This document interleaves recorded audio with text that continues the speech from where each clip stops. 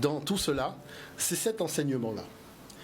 Un vieux prend un jeune initié, un enfant, et il lui dit « Qu'est-ce que tu vois ?»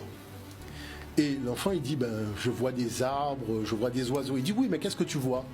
Il dit « Je vois le ciel, je vois les... Qu'est-ce que tu vois ?»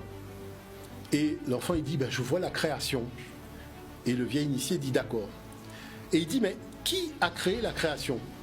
Et l'enfant répond « Le Créateur. » Il dit « D'accord. » Et comment le Créateur a créé la création? Il dit, avec la parole. Il dit, donc, qu'est-ce que tu vois? Et le petit enfant répond au grand prêtre, donc Kamit, tout simplement la parole du Créateur. Et il dit, mais où tu dois être pour être à l'écoute de la parole du Créateur? Et l'enfant répond, dans la création.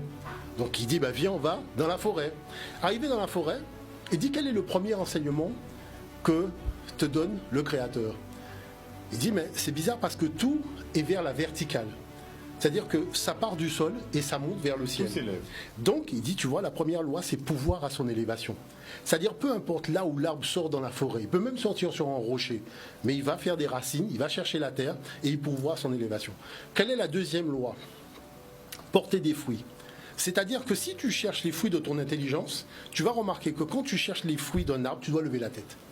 Donc ceux qui ne font pas d'efforts pour upgrader leur intelligence, pour pouvoir porter des fruits pour demain, aux jeunes générations, vont se retrouver à tourner en rond, d'abord en eux, et puis finalement vont tourner en rond dans leur vie. Parce qu'il faut tout simplement comprendre que la deuxième loi, c'est porter des fruits. Et la troisième loi, c'est quoi?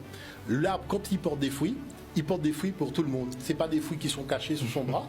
Il porte des fruits pour l'anolie, pour l'oiseau, tout ça. Donc ça veut dire que ces fruits-là, que l'Afrique a porté, les mathématiques, les sciences, la médecine, la théologie, tout le monde était bien content pour les retrouver. La chose, c'est que personne ne veut avouer que ça vient du continent africain. Et qui plus est, sur le plan de la spiritualité, on salit le continent africain. Donc ça ne se fait pas. D'accord ?